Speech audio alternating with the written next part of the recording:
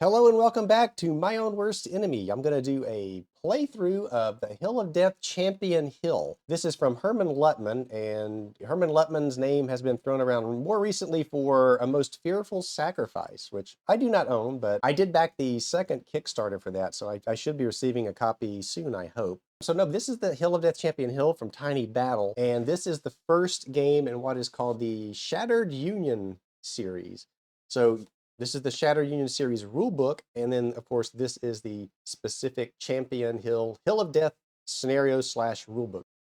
This is the main rules. This will have some rule changes that are specific to Champion Hill, although I don't think that this being the first in the series, there's a whole lot of difference in these two.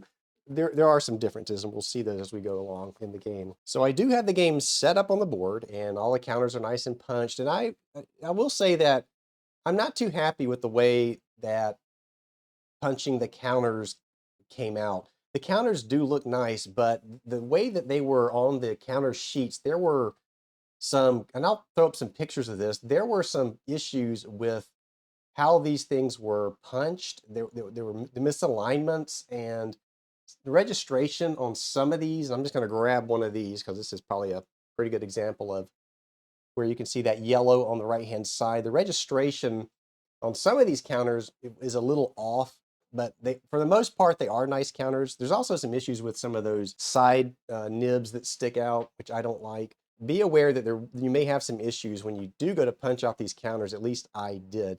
The cards are nice. I've got them sleeved and they're off to the side here, and we will see those in just a second. The Shattered Union series is, if I read correctly, is going to be a new series of games that are going to shed some light on some of these lesser known battles of the Civil War, maybe some hypothetical battles as well, which is kind of nice. I like to see that the battles that we don't get to see very often, it's good to see treatment of those. So it's just a different, instead of playing Gettysburg or the same battles over and over and over, we want to try new battles. So hopefully this series will shine some light on that. And I played this a couple of times and I've had a good time with it. So I'm going to show you how it plays, how to set up your activation deck and go through a turn, 2 or 3. We'll see how many turns we go through. So looking at the map, this map is, I don't have the whole map on screen. I've got it pulled down towards me. That's because around, let's see, around where this entry marker I put down, the XX12 hexes that run this way and south are out of play. So this will be about where the edge of the map is. So all the action is going to take place up here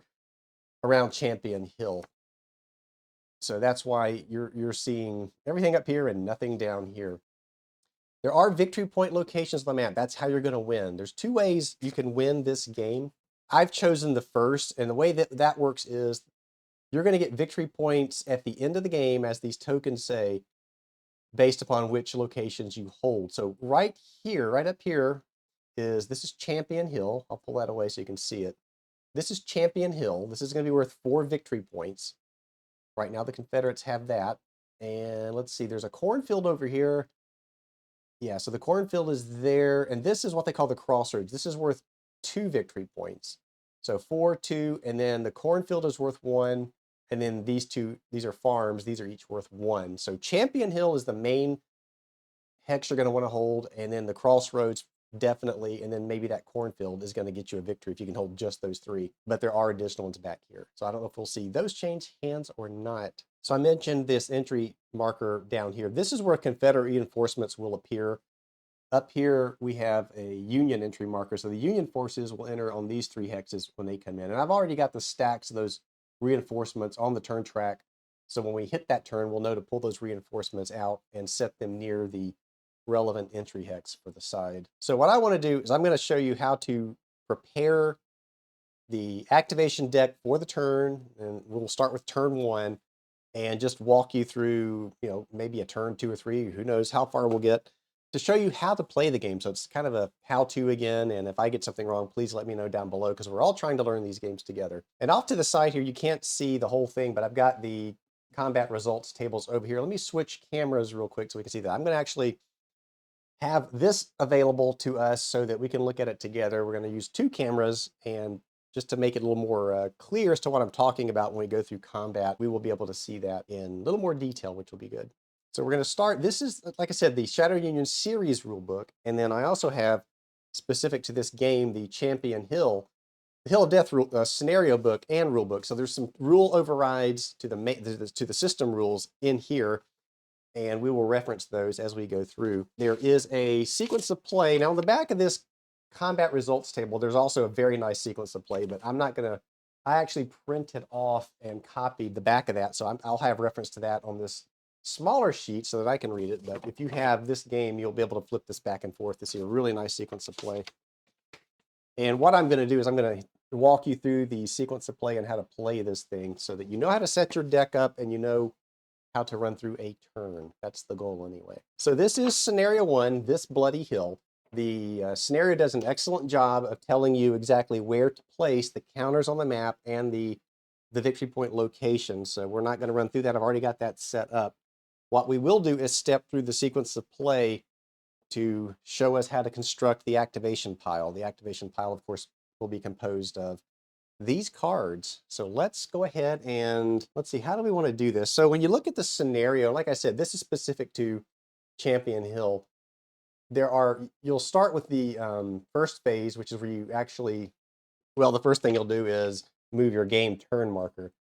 But the first thing you'll do in turn one is the command decision phase. That's where you decide which formation activation cards you want to play for your side, and you will construct an activation deck you will play through during the turn from the cards you choose. And there will be some random events thrown in there as well, and there will be some other Fog of War and Friction of War cards that will be seeded in there as well. So let's go ahead and start creating that activation card draw pile, as it is called. So the first thing we want to do is, if you look at the scenario, it tells you event cards. The Union player gets 2 key event cards and 1 random event card. The Confederate will get 1 key event card and 2 random cards. So what that means, there are 2 decks of random event cards, one for the Union, that's this one, and 1 for the Confederates. So the Union player is going to look through the random events deck and find 2 cards that he would like to see come up during turn number 1. And there are, I'm not going to go through all of these, but there are different things that these event cards allow you to do. Some are defend, some are attack, some will let you take players out of the opposing player's hand. So what you want to do in this phase for the events is you want to look at things you need to do in turn number 1 and try to plan how you want that to help you achieve your goals for the first turn. So I'm going to go through the Union deck and pick out 2 cards that I would like to see in that activation deck. And then you'll flip over, shuffle, and pull 1 random card out and add that to the deck. So you'll have a random card, you don't know what that's going to be, seeded into that activation pile that we're going to create. So let me go through, and I'm going to pick 2 cards I would like to see for this first turn. And as you play this game, you'll learn more and more as to which cards you should be playing and when. So it'll take a little bit of experience to kind of get you to the point of where you can look at this deck and go through it pretty quick and grab the cards you think you're going to need. So I'm going to pick, for the Union, I'm going to pick this first one, Harassing Fire. And we'll be able to play this. And some of these cards you'll know, this one says play immediately. So we can choose to play this immediately and do what it says on the table here. Or there's also a default event down there. If you really don't want to play that, you get this card. You can also use it, to play a default action so that you can still do something instead of doing nothing. So I'm gonna grab the Harassing Fire random event card and the Open Fire. Now you'll note that one says hold. I can actually, if I draw this, I can hold that. I'll put it down here to show that I'm holding it and play it during the held event card phase when we get there. Those are the 2 I'm going to put in for the Union. I'm going to flip these over. So we're starting our activation pile here, and I'll shuffle this when we get them all in there. So those are the 2 that the Union player gets to pick. Then I'm going to flip this over and just kind of shuffle the event deck. So this is the 3rd event card for the Union that will be seeded into this activation pile. And I'm just kind of shuffling here. We won't go too far. Kind of mix them up. So I won't know what this 3rd card is. I'm just going to shuffle and grab that one and put it in. So this is the Union event cards that are going to go into that. And let's put these back down. I'll put them face up on this side where I had them. Now the Confederate player gets to choose one event card, and then 2 will be randomly placed. So I'm going to see what I want to do here for the Confederates. Now they're trying to defend, so I probably want to find something that will let them improve their chances of defending. So for them, I'm going to grab this Murderous Volleys card. This will improve their result on the combat result table, should they get that, and we'll go through that on this combat result table when we get there. So that's the one card that the Confederate player gets to pick. And now I'm going to shuffle these up a little bit. 2 more of these event cards randomly go into the activation pile over here. So let's grab those 2. And we'll just grab 1 and 2. So that's 3 cards each for the Union and the Confederate. And that again is per the looking at the scenario. And you can also refer back to the system rules to make sure that you're not missing anything from that. But this pretty much tells you what you should be doing. Next, it says the CIC, that's Command in Chief, and formation activation cards will go in. And this will be per turn. But here's telling us only the B version of the Command in Chief cards is used in this scenario. So what those are, that's up here. That's Grant and Pemberton. So it's Grant B, Pemberton B. And if you look at game turn number 1, this is where it will tell you to seed those cards into this deck. So let's look at that. I'll read it. And game turn number 1 says the Union player seeds 1 formation. Well, let's not do that yet. So the formation activation cards are here for the Union and then down here for the Confederates. We'll see that in just 1 second. But it tells you the Grant B CIC card is seated normally in with the event cards for the entire game. So this is in blue. Tells you that for the entire game. So every game turn after this, Grant will go back in there. So we're going to put him in that activation draw pile. And then for the Confederates, the Pemberton B CIC card will also go into the activation deck. So those are those 2 cards. And then it says the Union player seeds 1 formation card for McClernand's Corps and then 1 formation card for McPherson's Corps. So those 2 decks are here.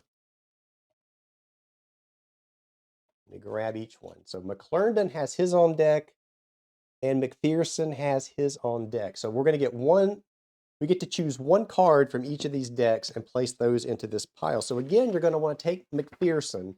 You'll note that McPherson has an MP at the top next to his name. All the counters will have a corresponding MP that are in his corps. So they're up here. So there's 1, 2, 3, 4 stacks of counters that have an MP on them. And while I'm saying stack, that reminds me, there is a stacking limit. And in this scenario, it's your strength points. So if we look at, let's grab a counter here. If we look at, who is this? Stevenson, I think it says. That number that's in blue on the lower left is a 10. So that's his strength points. And then to the right, that is the, what is the number to the right again? That is the, I want to make sure I get the terminology right. That's the cohesion rating for the unit. So the stacking limit, you see that blue 10, the stacking limit would be 25 or less. You can have 25 strength points or less in a hex. So that's what stacking is going to be. So in this case, looking at the McPherson activation pile, you want to look at where his units are and then decide kind of what you want to do with those units.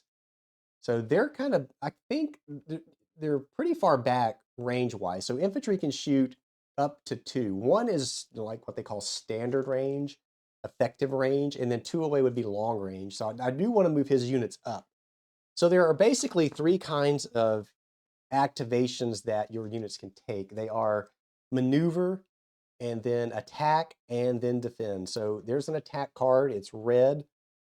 Here's a defend card, blue, and then this march maneuver card is green.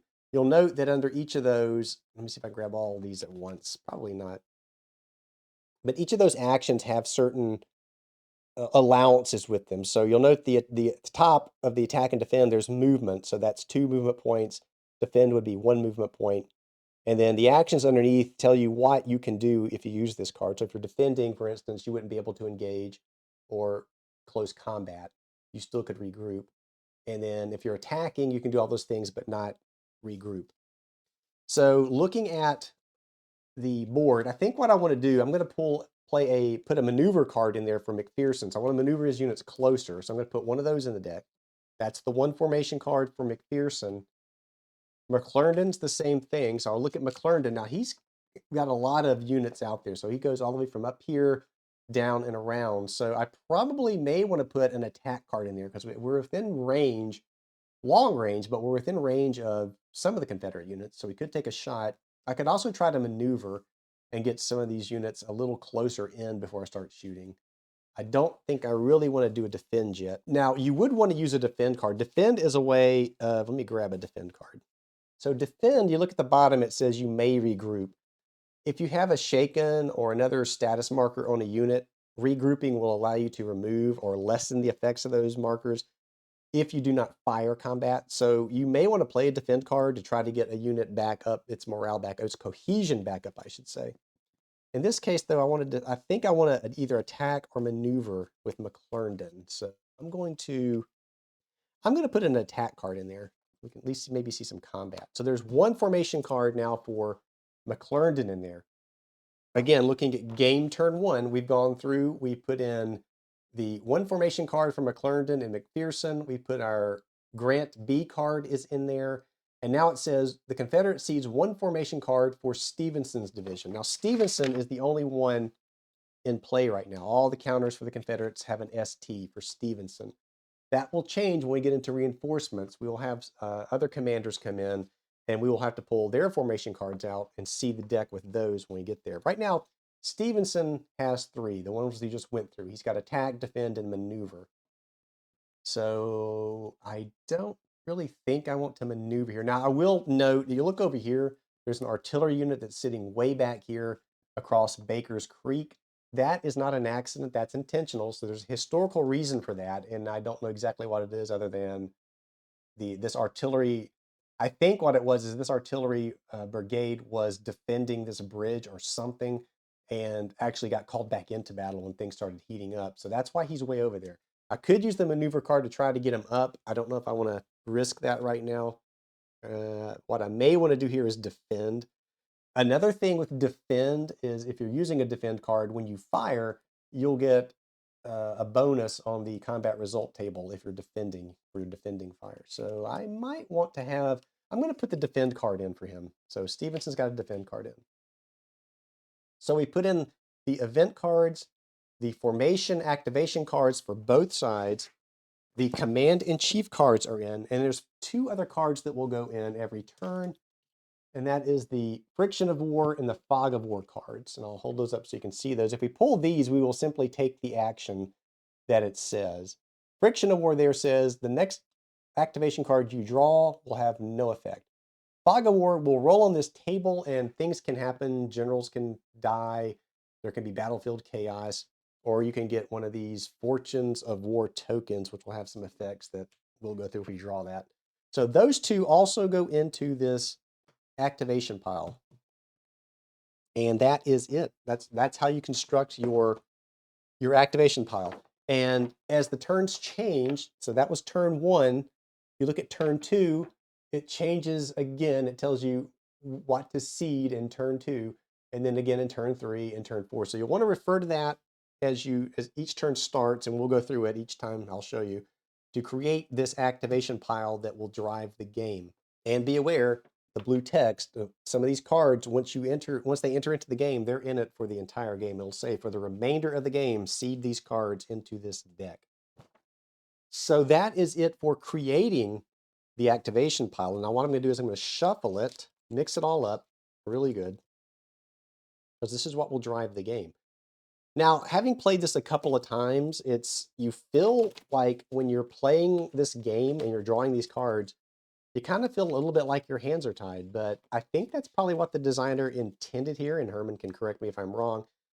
It really, as a battlefield commander, you don't have exact control over these units, and it's hard to tell a unit, do A and expect A as the result. And this shows that really well, I think, in my humble opinion. So let's shuffle these up, and like I said, these cards are sleeved and it makes it easier to shuffle anyway, without marking up the cards. I'm just going to mix them up good. Mix, mix, mix. Bear with me. It's worth it. I assure you. All right. So I'll split it here. And this will be our, I'll put it up to the side here. This will be our activation pile. This is what's going to drive the game. Our dice are over here out of the way. And we have our other cards here that we will pull from as we go along. So let's get started. And again, I'll go back to the sequence of play. Let me grab the main rule book, the series rule book, and we will step through this sequence of play. So we've gone through the game turn marker phase. It's on turn 1 for turn 1. The command decision phase, we've created our activation pile. That's the command decision phase. Now we go to the held formation CIC card activation phase. This is where if we were holding a card in our hand, we could play it. But since this is game turn number 1, we do not have that. And now we're going to go into the activation phase.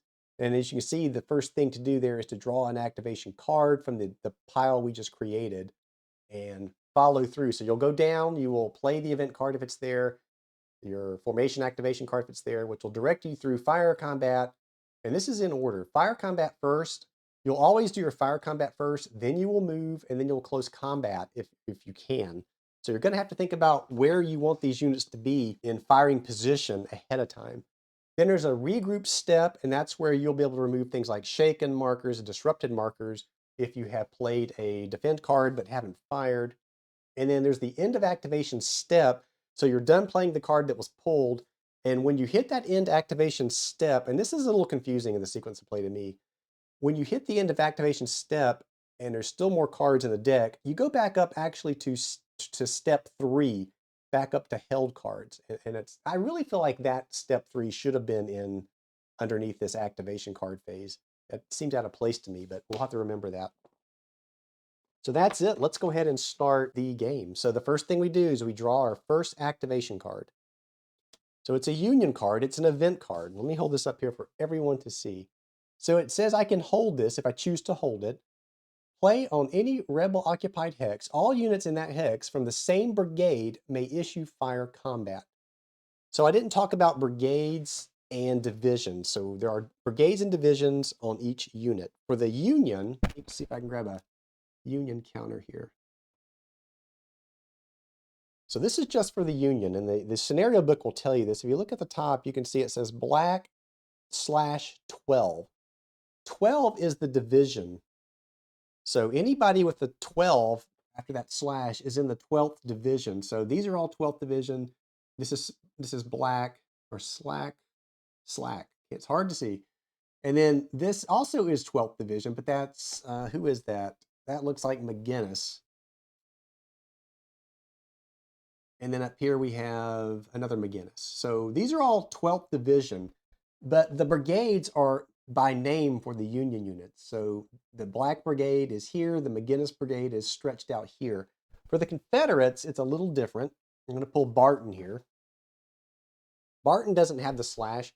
Barton is the actual division, or rather, Barton is the brigade, I should say, not the division. So the division in the case for the Confederates is going to be Stevenson. So these are all the Stevenson division, and then the names will be the brigade. The scenario book will tell you this. And that's one of the things, like I said, for this series, each battle will have its own specific information. And if you look at the units where it tells you about the unit IDs, it will tell you how to break out the divisions and the brigades. So again, the names here, so the Barton, there's 3 counters in here for Barton. Those are all the same brigade. And if we get a brigade order, they can all move. So again, now that you know that, the ST is the division for the Confederates. But if you look at the Union, I told you they have MC or MP for the commander. This is the corps for the Union. So that would be the corps they belong to. So the Union breaks down just a little differently than the Confederates do, but we will see that as we go along. So this card says that play on any Union-occupied hex, so it's any one hex, all units in that hex from the same brigade. So that's what I told you up here. It'll say if we wanted McGinnis to do something, then it would only be the ones in this hex. So these 2 units could, as a brigade, do something. May issue fire combat. And again, I can hold this card for later if I choose to, or I can play it now. And if I hold it, there's a risk of losing this card through an event or through a Confederate card play that would allow them to remove this. So you're kind of taking a chance on holding these cards. But then again, the way this game works is you may get a card that you don't really want to use yet because it ruins your plans. You want to hold it. Say you want to move before you fire. So you hold your fire card in your hand so that you can maneuver and then fire. So there's a little bit of risk there in holding these cards. And so actually in this case, that's kind of what I want to do. I'm not going to play this yet. I'm going to hold this. So I'm going to put this down here for the Union. We'll keep our Union hold cards on this side. I'll put the Confederate cards on this side. So we've resolved that card, and then going back to the sequence of play, we would now enter. So when you do a formation activation card, you're basically doing fire, movement, and close combat. We're now in the regroup state or phase section of the activation phase. Nobody can regroup. Then it says end activation step. So this ends this card play. And then you go back up to 3, held formation and CIC activation card phase. But we don't have that here. The Confederates aren't holding anything. The Union is holding this card, which they could theoretically play now, but that would be silly because they wanted to hold it. So they're going to hold. And then that is it. You go now to the activation draw pile again and draw another card. And it's the Friction of War card. It says discard the next drawn activation card without it having any effect. So whatever card comes out next will be discarded. And we're going to put the discard pile up here. So this next card is going to be useless. And it is the Grant CIC activation card. That's bad for the Union because this says activate one. Let's see, I'll let you read that. Activate one division with any one order. So you're going to activate a division and you're going to choose from the 3 actual commands you could issue that, or the orders. And then it says you could also choose McPherson's Corps or the 12th Division of McClernand's Corps only. So again, that 12th Division we looked at up here, you could order those, or you could order one of McClernand's or McPherson's Corps or McClernand's 12th. So McPherson's Corps up here, this would have been a great card to play because, like I said, the Union wants to get these units closer. So I could have issued a maneuver order to that entire division. In that case, it looks like the 3rd Division, and have them move closer to the Confederates. So that card, though, because of the Friction of War, is useless. And again, the sequence of play now, we've resolved the card. There's no regrouping. We go back up to that. You can now play a held card. The Union doesn't want to play this yet. Confederates have none. Draw another card. And in this case, it is the Stevenson Defend card. And here it is activate 1 brigade. Now, at the top of these things, it will tell you you can activate a brigade, you can activate a division, or sometimes there'll be a die roll to determine which of those get activated. In this case, it says 1 brigade. So that's anybody with a name for the Confederates. Activate a brigade to defend. Let's see. We're going to want to play this. Now there's terrain in this game. The scenario book will tell you the effects of terrain. So there are some line of sight issues here. The Confederates right now are, at least on this side of the hill, on higher ground. They're same elevation this way. So there's some elevation issues. Rifles can fire 2 away. That's considered long range. So we could take a shot here. This is SD Lee. So he couldn't hit this one because there's woods, even though he's firing down. I think that's correct. It would be obscured. This one, though, these guys are in the clear. It's at long range, but they're in the clear, so that might be the thing to do there. We could also have Cummings fire at Gerard here. It looks like that's Gerard. He's in the woods, though. He's at long range, so he's in cover. So cover for this particular scenario is woods, and I forgot the other. Let's look real quick at the scenario book. And again, this is where the scenario book tells you the rules changes or alterations that you would make to the series rules. And tells you in, let's see, it's usually in movement. No, it's in fire combat. So it tells you your fire combat advantages. The only type of hex that qualifies for in cover in this game module, woods. So they're in the woods. That's where they would get their cover from. So I think what I'm going to do, and we'll get to see combat, so let's do it. I'm going to activate, it says 1 brigade. So this will be this Lee brigade. And so what that does is activates these 4 units, because there's a Lee artillery unit back here. So I can activate that entire brigade with a defend order. So let's do that. I'll put the card down here to show that we are actually playing that card. And I will get the sequence of play back out because that steps us through now what happens. So the first thing we do is, if you look at the sequence of play, you're going to go through fire combat, move, and then close combat when you go through this order. So now we're going to see how fire combat works. I'm going to show that this unit is firing at, now there are 2 units in here. Strength 11 and strength 7 infantry unit there. So he's going to fire at those units, and the results will affect that entire stack. So here we go. Let's go through our fire combat, and grab the steps for that. Now this, like I said, this is on the back side of this card. I just printed this out to give me a little closer reference to what we're doing. So I'm going to go through the fire combat steps and show you how to resolve fire combat. So the first thing we do is, there's no cavalry and it's definitely long range. We've checked line of sight. So we're firing from a higher elevation down into clear terrain at range 2. So he has clear line of sight to those Union infantry units. Next thing we want to do is determine the firing strength points. When you're playing the game, only units of the same type may fire at the same hex. So if we had mixed units, artillery and infantry, we would have to choose who's going to do the firing. In this case, we have 1 lone infantry unit. His strength points are 6. So on this combat table, let's switch over there real quick. So on this combat table, I'm going to take this fancy My Own Worst Enemy D6 and put it on the 6th column to show that's where we're starting with his strength points. And then let's switch back over here real quick to show you this card. Then as we step through the card, it tells us that the next step, once we've determined our firing strength points, is we're going to roll for ammunition problems. And I'll go back now to that other chart.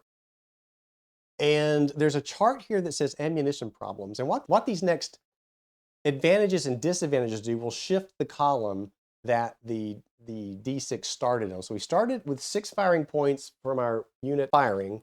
And the first thing we're going to check, does he have any ammunition problems? Now this is geared towards the Confederates having more problems with their ammunition than the Union, as was historically the case. So I'm going to roll a black D6. We'll go back to the main camera.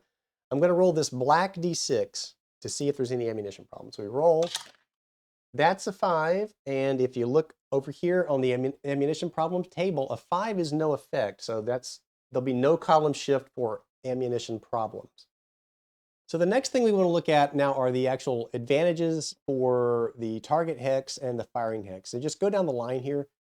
So if the firing hex is on a higher elevation, you'll get 1 column shift to the right. Well, in this case, going back to the main board, this unit is on a hill and firing down at the Union infantry. So he will get that column shift. Let's go back.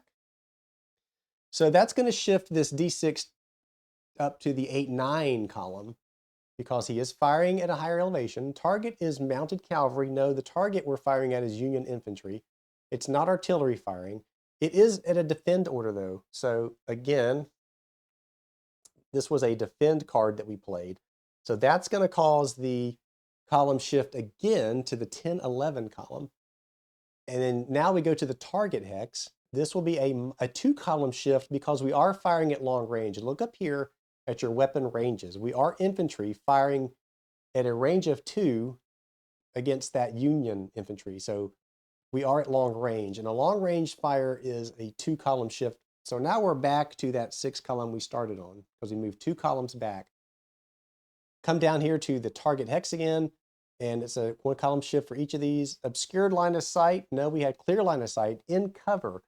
No, that unit is out in the open, and we've already rolled for the ammunition problem. So we're going to end up on the 6th column for our fire. So that's it. That's all the column shifts. Now we're going to roll 4 dice. We're going to roll a red and a white die, and that's going to give us a result on this, which row we're going to be on. So we want to roll high with the red die for sure to get us up here to the more effective combat roll. So we're going to roll a red and a white, and then we're going to roll a blue and a gray. And this is the actual fire for the, well, it's really the cohesion test for the Union and the Confederate, but really it's the effectiveness of their fire. At least it seems that way to me.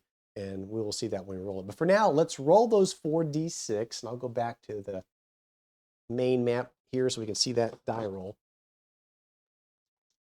So again, we're going to roll a red, a white, a blue, and a gray. And you want that red to be high, and then if you're the Confederates firing, which we are in this case, you want that gray to be high. So let's see what we get.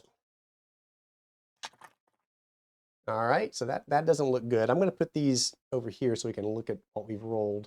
So that's a 2 red, a 3 white. Well, the Confederates rolled good as far as their fire go. That's a 6, and then the 4 for the Union. So let's go back now to the close-up so we can determine what those results actually mean. So the first thing we resolve is the red and the white. So we're 23. We're going to go down to the 23 row. We read across and we see what letter corresponds to column 6 that we wound up in. Here it's an N. So what that means is we're going to be on the Fire Combat Cohesion test type. We're going to be on the N column, which is not really a column you want to be on. It's not very good, but that's where we are. So we're on the N column, and now we need to resolve the differential. To do that, we got to go back to the map, and it seems like there's a lot going on here, but once you play the game and learn the rules, this goes really quick. So what you want to look at now is the strongest cohesion number for the target hex. They're all 4s for the Union. And then for the Confederate, he's also a 4. So it's a tie. So there's no modification to, let's go back. There's no modification to these dice. Now, if the Confederates had a 5 on their cohesion and the Union had a 4, you would add 1 point for that difference to this die roll. In this case, it's a tie. So whatever it is what you get. So now that we know that we're on this N column, the firing player subtracts the target player's. So it's 6 minus 2. That's going to put us on the -2 row. And here you read across -2 under that N column is an NE, which is no effect. So that was no effect on the fire there. That's how fire combat works. It works the same for artillery. It works the same for infantry. Let's go back to the main map. So he has fired and missed. We'll get this off. So that was his firing section of this formation activation card, though. So again, going back to the sequence of play, that was just the fire combat step. Now we go to the movement step. So he can move here. He's limited, though, with 1 movement point if he does decide to move. Now that's not very much, because if you look at your terrain modification, it costs 2 to move into woods. It's 1 to move into clear. So he could move back 1 if he wanted to. Roads are half, so he could move back to here, which is Champion Hill, if the stacking limit wasn't violated. I'm going to have him stay in place, though. I'm not going to have him move, so he's going to stay there. The next step would be close combat, but we don't have that here. And then the final step is regroup. No one can regroup. He played a defend card, but he fired, so he can't regroup. He doesn't need to anyway, so that's all right. So that's it. We have resolved this card. Now we go back up to the held, what is it called exactly, to make sure the terminology is right. We go back to the held formation activation CIC card phase.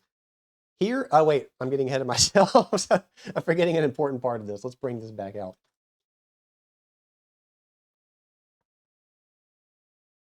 So this is one thing unique to this game that I'm still getting used to. And I'm going to grab the rule book. So that unit took a shot with his defend. And when you resolve that first attack, you come to this section now called firefight. So what happens is this unit chose to fire at this unit. Well, now this unit, if he didn't skedaddle, now a skedaddle result would be where they move out of the hex.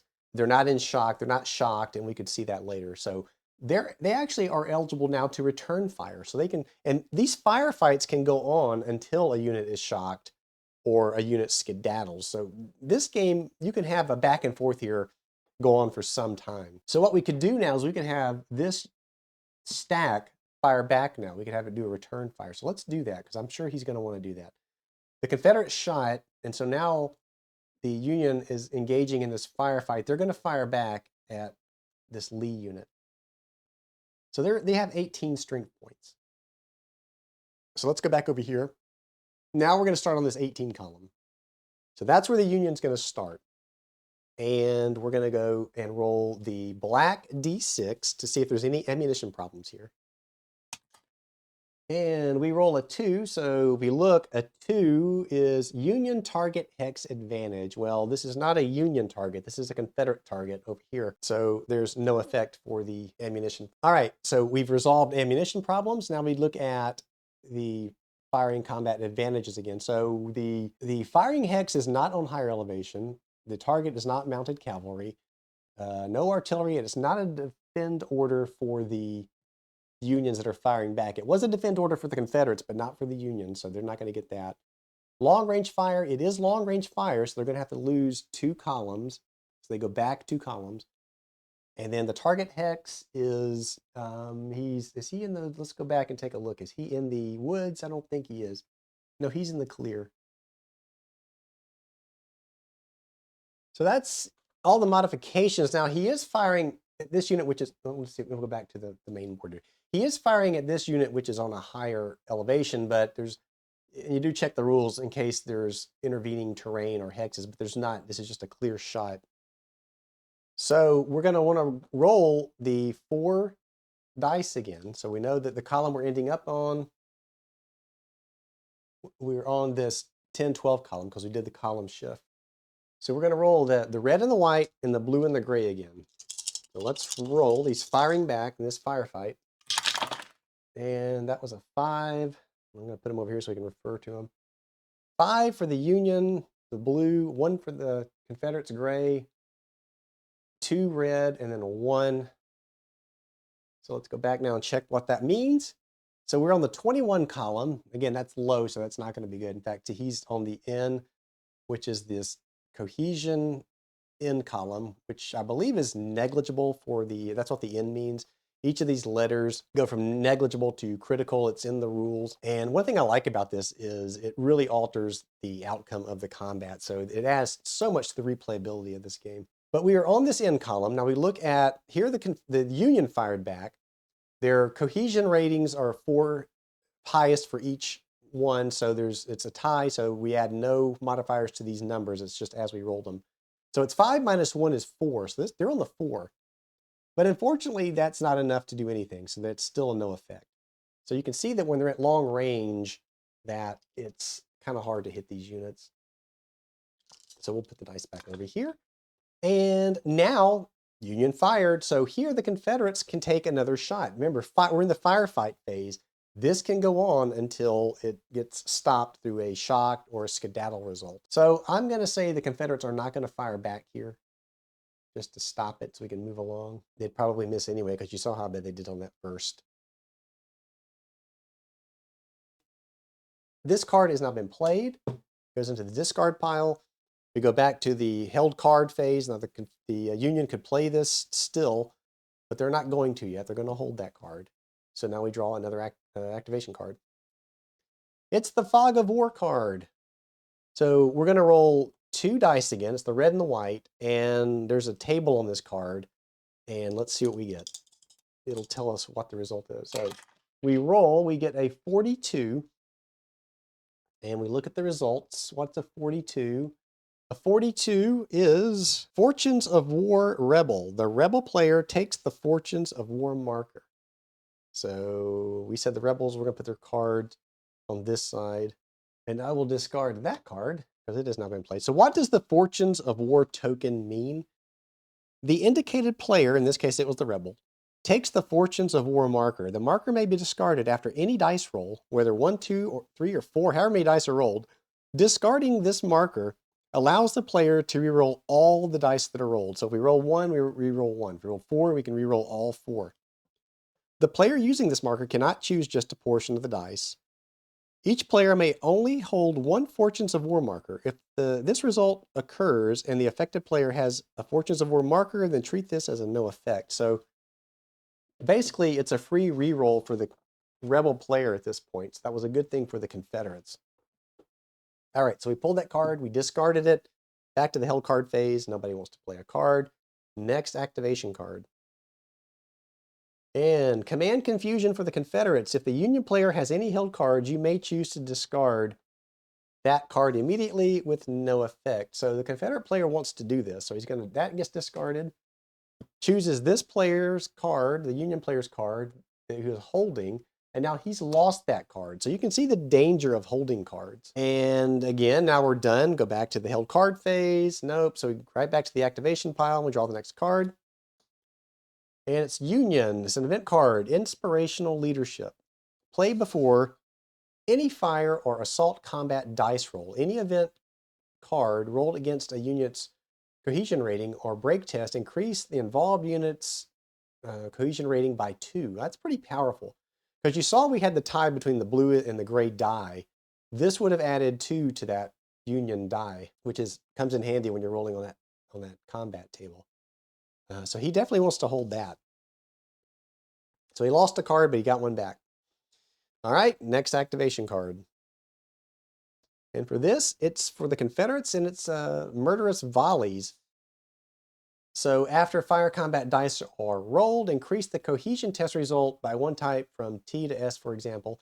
So basically on the fire cohesion table over here, it's going to move you in that second table, it's going to move you to the right, which is much better for the results for the whoever's attacking. So let's hold that. They're going to want to hold that. So if they get into combat, let me move these cards up a little bit so we can see them. They're going to want to use that. So and actually the Union card is similar to that, but so that the Union has one and the Confederates have one in their held hand. So we draw the next activation card. Union doesn't want to play that yet. It's a McPherson's Corps, so that's the MPs up here, and it's that maneuver card that we seeded because we do want to bring these units forward. So it's activate 1 division, and in this case, we're going to want to activate that 3rd division. And I believe these are all 3rd division. Let's take a look. Sure about what's under here. Yeah, these are 3rd division. These are all 3rd division. And they're also color coded to make it a little bit easier for you.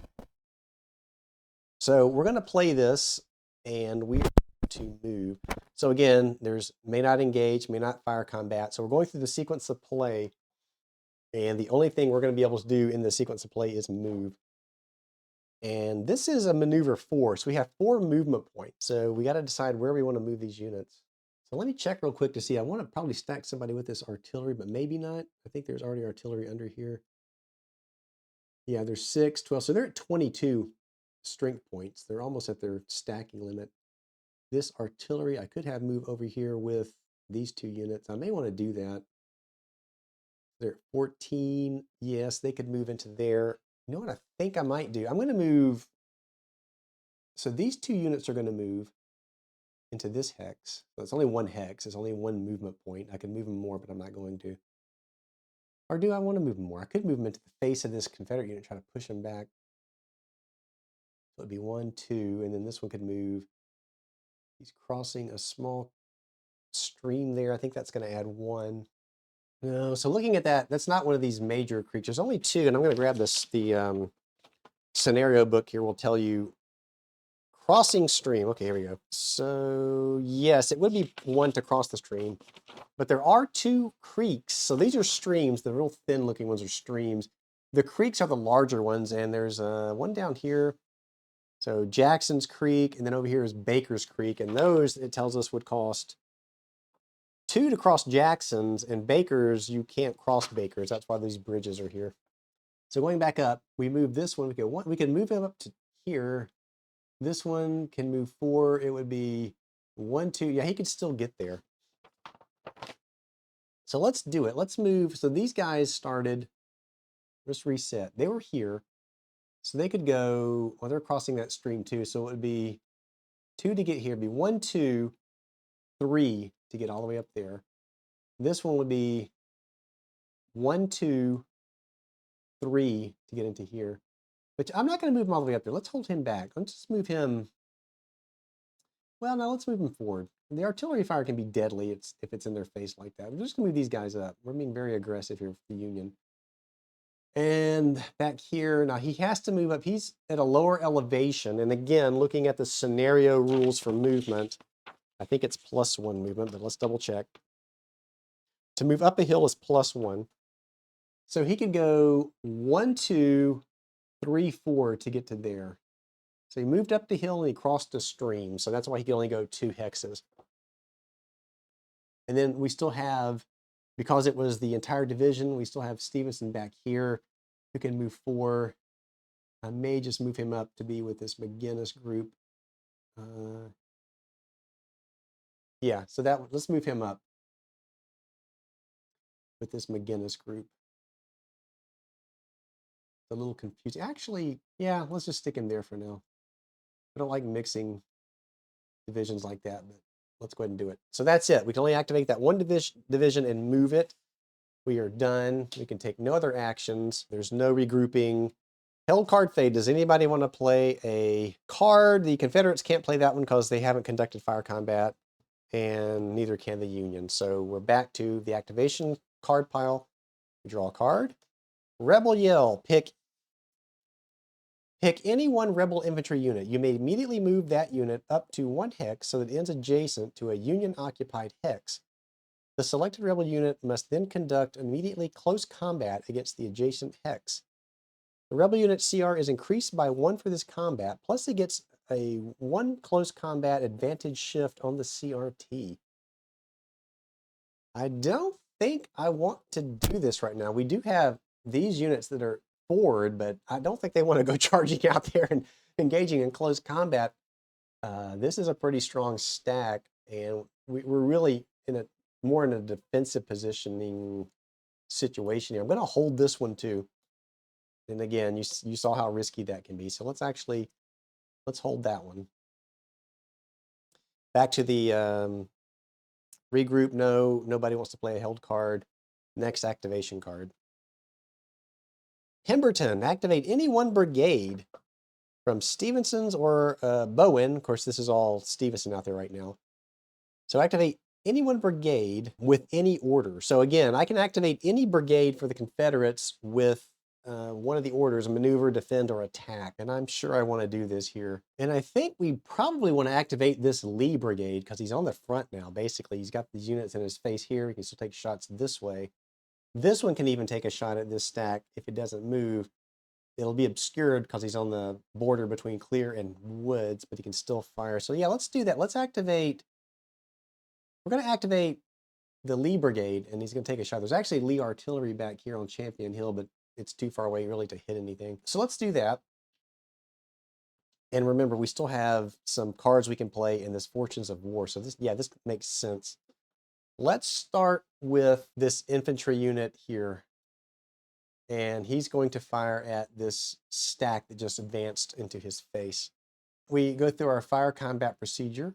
So I'm choosing the fire order, fire combat. First thing we're going to do is fire. So he's got 9 strength points. Let's go back to our column. Our combat result strength points starts at 9. And then the next thing we have to do now is roll for ammunition problems. We rolled a 1. Well, that's unfortunate for the Confederates. So that's going to give a column shift down to 6-7.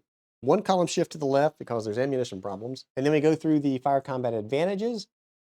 The Confederate player, he's not on higher elevation. The target's not mounted cavalry, no artillery, and it's not a defend order. It's not long range fire. It is not obscured. I don't think it's obscured. I think he's in clear. Yeah, he's in clear. Not obscured, not in cover.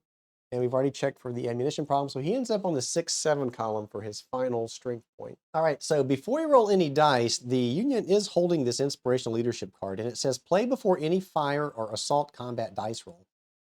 And what this will do is increase the involved Union units' cohesion rating by 2. So I think they're probably going to want to play this. And let me grab another D6.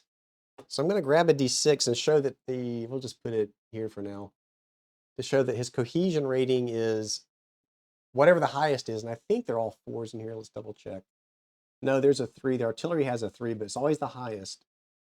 So it'll be 6 in this case. So they are going to play this. So let's put it up here with our played cards now. The rebels have some cards they can play, but not quite yet. They have the reroll for certain, and they also have this fire combat, which is going to shift on the cohesion table. So let's go back there, and we've checked for our ammunition, and now we've checked for our, I think we've checked everything, right? Yeah, we are now going to roll these 4 dice. So the blue, the white, the red, and the gray. Let's go back so you can see this dice roll. Again, you want to roll high with the red and high with your attack. So the Confederates are attacking here. They want to roll, they want to see a high number on the red and a high number on the gray. And looks like a 4 and a 5 and a 2 and a 3. Now they have this Fortunes of War. They can re-roll that if they want to.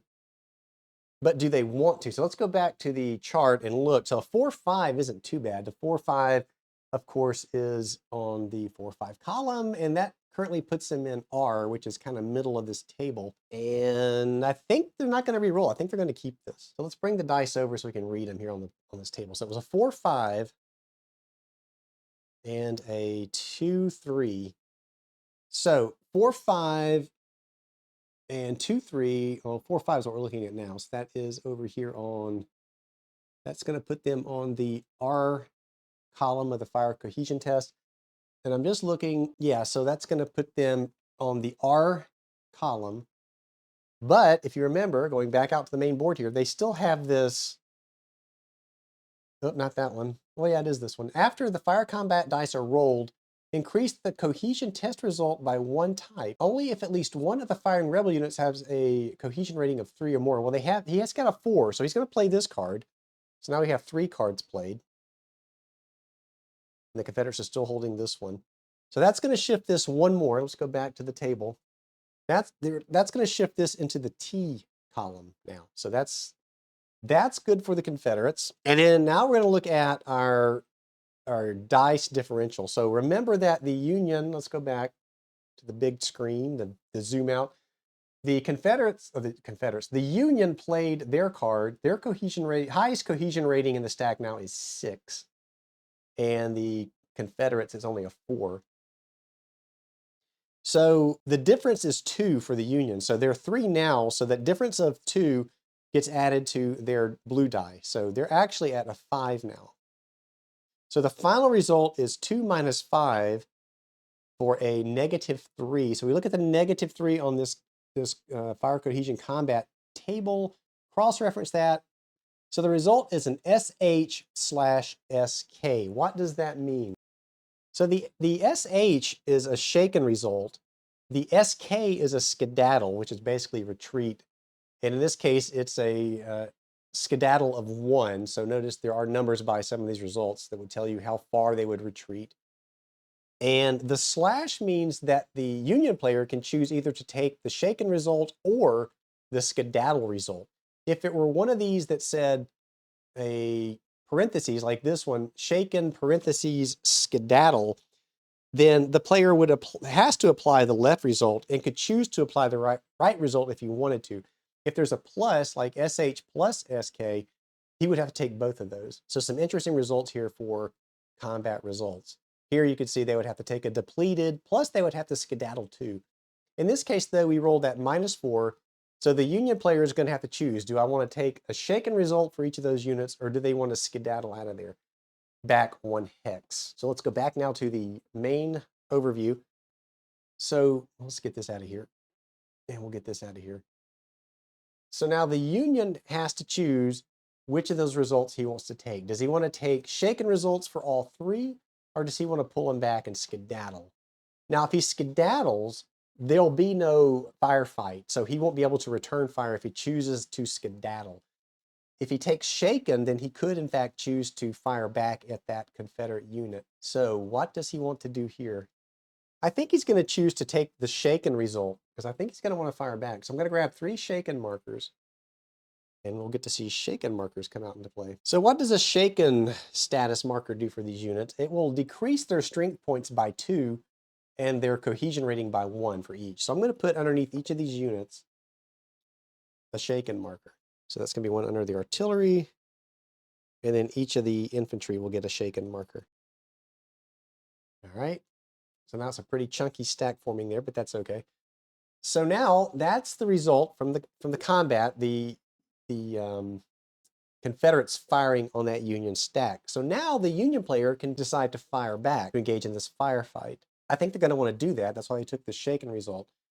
So we're going to have to add up all of the strength points, modified strength points now to see what their totals are. And I want to look because I want to see if this this cohesion modifier. So that's only for that last roll, so they won't get that modifier this time. So let's tally up their strength points for this return fire. And so there's artillery in this stack as well as infantry. So I can choose either to have the artillery fire or the infantry to fire. And I think, honestly, let's see. So they're down to 7 and 3, so it would be 10. The artillery's at 4. So I'm going to have the artillery fire back. The artillery would also be at 10, but I think there's probably an advantage of being at close range. So I'm going to put the artillery unit on top for now. So I'm going to choose to have the artillery unit fire back. So let's go back to our, let me grab the all the dice to get back over here. So the Union is going to return fire. First thing we have to do is check for the ammunition problem. So let's roll that for the Union. Well, they roll a 1, so that is target hex advantage. So we've got, well, I didn't add up the strength points yet, so let's do that.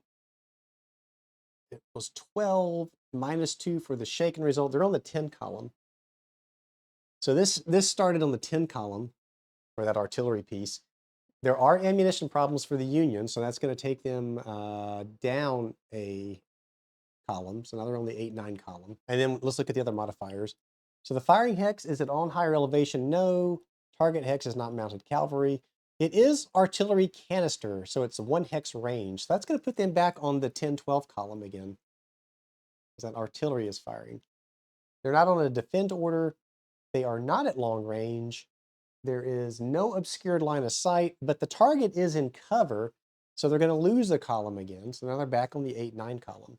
And that is where they are going to end up. And so we're going to roll our red and white and our blue and our gray dice to see what the results are here. And remember that the Confederates are still holding a Fortunes of War token, so they could demand a re-roll of all 4 of these if they want to. Let's see what gets rolled. And, well, I don't know. Let's see. This is interesting. So the red and the white die are tied. They're the same result. So if you look over at the, well, let me take, well, we already are there. I didn't show you that roll. I'm sorry. That was off camera. Let's go back to the overview real quick. I rolled a 4 and a 4 on the red and white and a 6 and a 5 on the blue and the gray. This 4 and 4, we go back to the table, that is a tie result, and that will add shock to this outcome. And what that means is that will end the firefight. So the Confederates could not choose to fire back at all.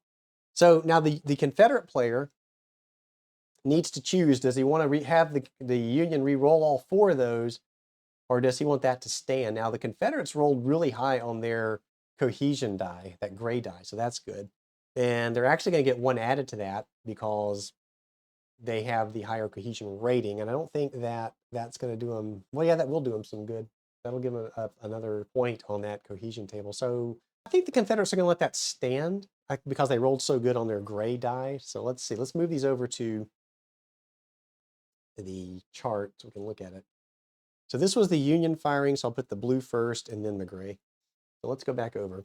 So the 4-4, if you read it, it says use the 41/43 row, that's the one above it, and shocked fire combat results. So we're going to use this R for the result. So it's going to take them down to the R column. Shocked is in effect, so we have to remember that. And then, so here it's going to be again, the Union had their highest cohesion was, let's take a look at this. So this is the stack. So for cohesion, they're at 2 for the artillery, and they are at 3 for the infantry. So their cohesion's 3, and the Confederates are at 4. So the Confederates will get that +1 because there's a 1 difference between 4 and 3. So they're going to get a +1 of this. So that's going to be a 7 result. So 5 minus 7 is a -2. So you look at the -2 result, and it's no effect for that artillery fire. So that worked out good for the Confederates. There is still, however, that shocked result. So the combat between these 2 stacks will end because of the shocked result. So I'll grab the dice, and the firefight stops. So all that was just this first unit from this card that we played. This was Pemberton. Activate any 1 brigade from Stevenson and issue an order. So that was this unit. So now we can have these other 2 units fire.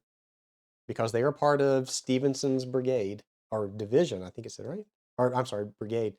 So we can now have this unit fire at that stack, and he is at a range of, that would be long range. I don't know if it's even be worth it though, honestly. So that's going to put him on the 11 column. And I say that because it's obscured. It's at long range. I don't know. Let's take the shot. Why not? So now we're going to have this unit fire at that same stack. So the first thing we're going to do is add up his strength points. It's 11. That's going to put him on the 11 column on our combat results table. Then we're going to roll the black D6 to see if there's any ammunition problems. Well, there are. So it's going to move him down. He's going to go from the 10 to 12 column to the 8, 9 column. And continuing to the, let's go back so you can see this with me. The fire combat advantages, not higher elevation. The target is not mounted cavalry, not artillery canister. It's not a defend order. They are firing at long range. So look back up here at the weapon ranges. Infantry at 2 is considered long range. That's going to push this down to the 4, 5 column. And this is why I said I probably didn't want to fire, but that's okay. It's not obscured. Well, it is obscured line of sight because we go back out to this main overview. They're firing at this stack. Well, this is woods, this is clear. So that's considered obscured. So that's going to move them down to the 3 column. And again, this is why I really didn't want to fire. And we've already accounted for our ammunition problems. So let's take our 4 dice and roll them and see what we get. And this time I'll show you the dice roll.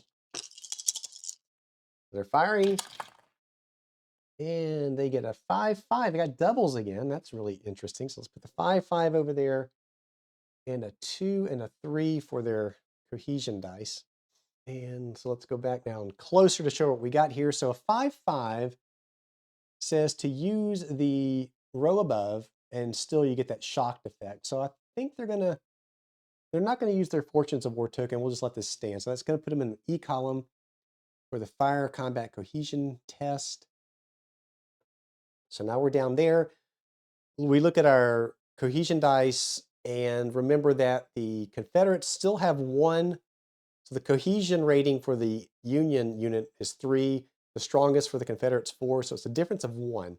So we add that 1 to the gray dice for the Confederates. It's actually 3, 3. So it's a tie. So it's 0. So the 0 result is a no effect for the fire. So unfortunately for the Confederates, that did them no good. And with that doubles rolled on the red and white die, that's going to end the firefight. There's no chance of firefight here. And now we have this unit, which is still part of the brigade, Stevenson's brigade, this Lee brigade. He can fire at this stack again. So let's have him do that. Well, actually, you know what? No, we're going to end it here. We're running out of time anyway. He could take a shot at that. We saw last time it was really ineffective at that range, so I'm not going to bother this time. We'll just end it. So that's it. We have played through this entire card. So you saw how this one card led to all this other actions. It's pretty cool the way that works. So now all these cards will get discarded into the discard pile. We go into the regroup phase. There's nobody that we can regroup. We go to the held card phase. And the rebels have this one. They still could play this. Pick any one rebel infantry unit. And this is where we can go into close combat. Still don't think we want to do this. We're still going to hold this. So now we draw our next activation card. Harassing fire for the Union. Choose one rebel unit within 6 hexes of a Union unit and roll a die against that unit's cohesion rating. So I think they're going to choose this unit well within 6 of a Union unit. And we're going to roll a d6 and see what we get. So let's take the red d6. We will roll it. And we get a 4. And a 4 is equal to the cohesion rating of the Confederate unit. So we look at the results of the card here. And it tells you if the die result is less than the cohesion rating, no. If the die result is equal to the cohesion rating, then apply, and I'm having a hard time reading that, holding it up. If it's equal, you apply the top result. If it is not in the woods, it's not in the woods. And the bottom result, if it is in the woods. So the top result says that there is no effect. So no effect. for that card. We go back down now to the regroup phase. No. The held card phase. Still no. I don't want to use that. The final activation card comes out. And it's McClernand. Now, this is a McClernand attack order. And if you look at that blue line, we're going to roll a d6 again to determine whether we're activating just a brigade or an entire division. So let's roll the red d6 again and see what we're activating. And we roll a 2, so it's activate 1 brigade of McClernand. So McClernand is down, well, he's up here too. He's up here and he's down here. And I really think, so this is an attack. We can attack and then move. Let's see what we got in here. We got a, this guy is already shaken. I think we're going to activate, and who is it? I'm having a hard time reading again. My bad eyesight. That's it looks like a Gerard.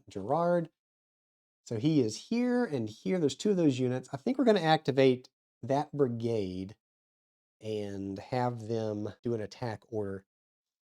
So the only one that can take a shot here is this top one, and it's going to be obscured against this Confederate infantry. So let's go ahead and do combat. We're going to have this unit is going to fire at this unit. So the first thing you do, remember, is roll the ammunition problems d6. 2. Actually, the first thing you do is you add up strength points. So he's 10, so he's going to be on the 10 column over here.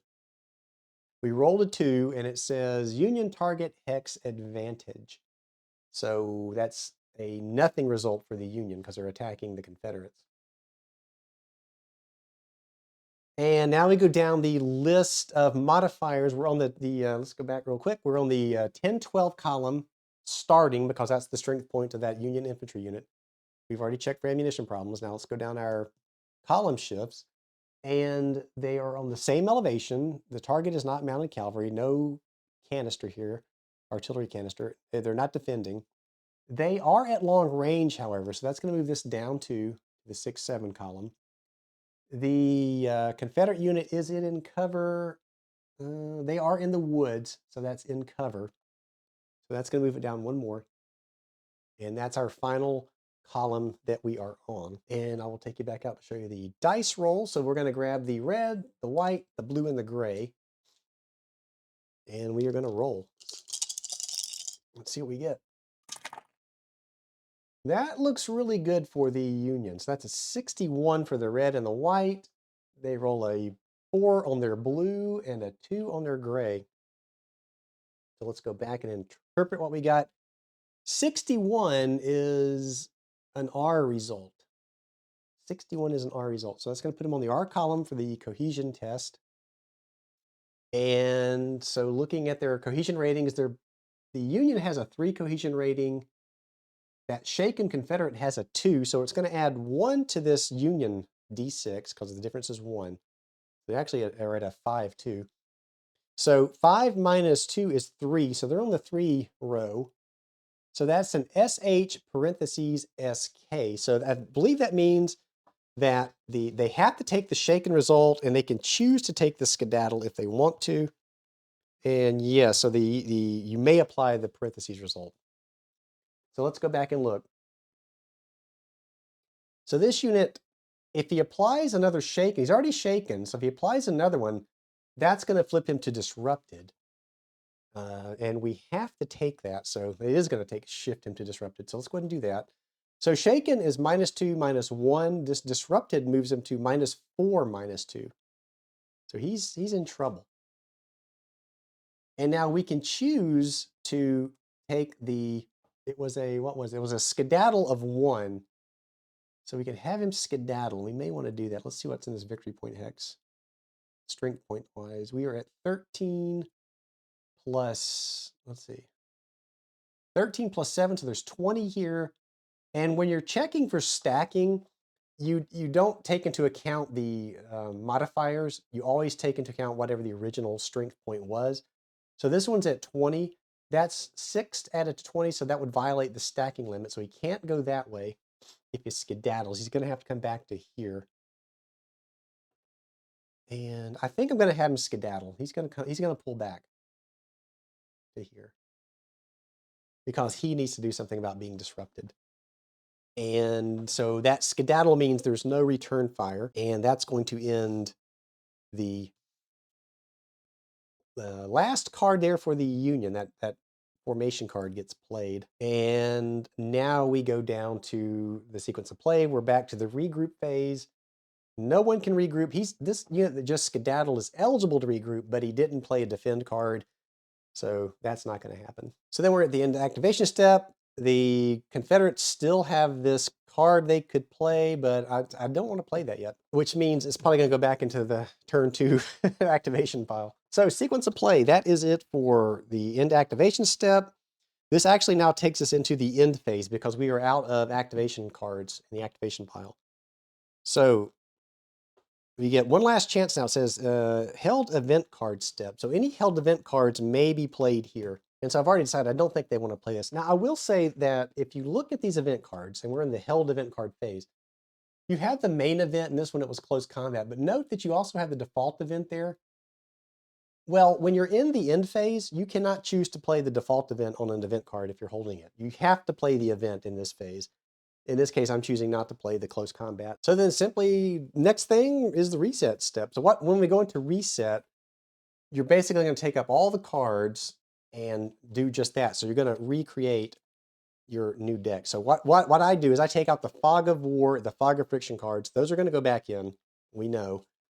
The 2 CIC cards, if you remember, it told us that Grant would go back in, he would stay in there, and I think it was Pemberton, if I can find him. So Pemberton, we know those are going to go back in. So let's go ahead and put those out. And then these other cards, I'm just going to put these back into their piles again. So these are the event cards that were played and the formation cards in their cores. So I'm just resetting this stuff. Stevenson goes back to Stevenson. Now, when we go, and this card gets lost, so they didn't play this card, so it's going to go back into the event deck. They could choose to play that next turn if they want to. So I'm going to stop it here. These cards will go back into the game turn 2 activation pile that we're going to create, and we will read what game turn 2 says as far as adding the other cards. We already know that some cards are going to go back in from turn 1. We will advance the turn marker up to turn 2, and we will put in our reinforcements, or at least have them eligible. Hope that this was informative. If you've been thinking about this game, I'm hoping this showed you kind of how it plays. And if you were having trouble setting things up, that I was able to help you generate your activation card pile and show you how that works. We saw some combat. Close combat is going to work really close to the way you saw the fire combat work. I'm going to switch back over here. When you do close combat, you'll have this defensive fire. So the defending unit will get a chance to fire at the attacking unit as it's coming in. So that will change slightly, but the way it plays is pretty much the same as it is for fire combat. That is it. So hopefully you've enjoyed this. If you did, please like the video, subscribe if you're not already subscribed, and we will come back. I'll definitely do a turn 2, so look for that. As always, thank you for watching, and I will see you back here next time.